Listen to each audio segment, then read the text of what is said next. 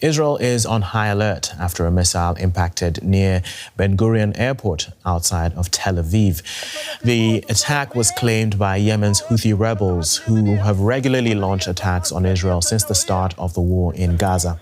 The attack resulted in a crater near the airport, but didn't damage any structures. Authorities say at least 2 people were lightly injured. Israel's defense minister has threatened to strike back, quote, sevenfold at the Yemeni militants. DW correspondent Tania Krämer is in Jerusalem for us. Tania, bring us up to speed. Well, the sirens were triggered from this missile from Yemen, from the Houthis, around 9:30ish local time, alerting people to go and to run to the shelters. That was across central Israel, also in the western Jerusalem area, and shortly after we could hear explosions. Now, what is happening now is that defense officials are investigating why the defense systems failed to intercept this missile that apparently fell near Ben Gurion airport. The Israeli military, the Israel Defense Forces said shortly in a statement after the sirens were triggered that several interception attempts were made, but it appears this missile fell through.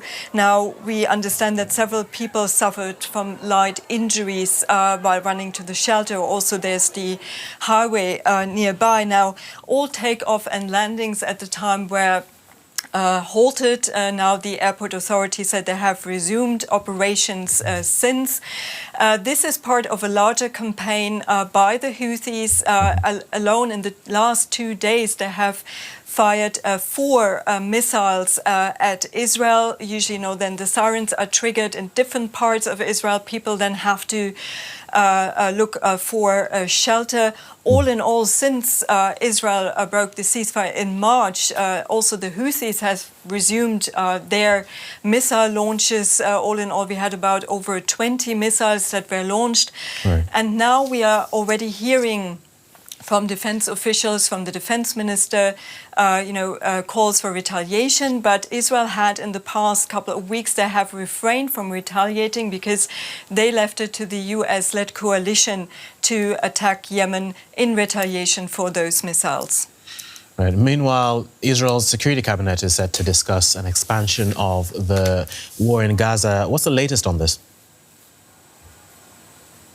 Yeah, we're expecting the Security Cabinet to meet later today, and according to reports here, they're set to authorize, new revised military operational plans that would see an expansion of the current Gaza offensive, and also to authorize the call-up of tens of thousands of reservists. Now, military analysts here have said that those reservists might be deployed to areas, other fronts like Lebanon, Syria, and other areas, and then replace the standing army that is then deployed in Gaza. Now, we have heard that the Israeli government has these plans to gradually increase the pressure on Hamas to release the remaining hostages in Gaza, but also in their aim, what Prime Minister Benjamin Netanyahu has repeatedly said, to topple Hamas, and that they would then, that would entail also a larger ground invasion. What we're seeing right now is a large air campaign, airstrikes, artillery across Gaza, of course, with devastating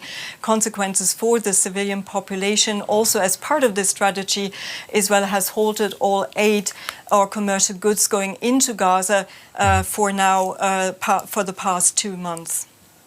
DW's Tania Krämer in Jerusalem. Thank you.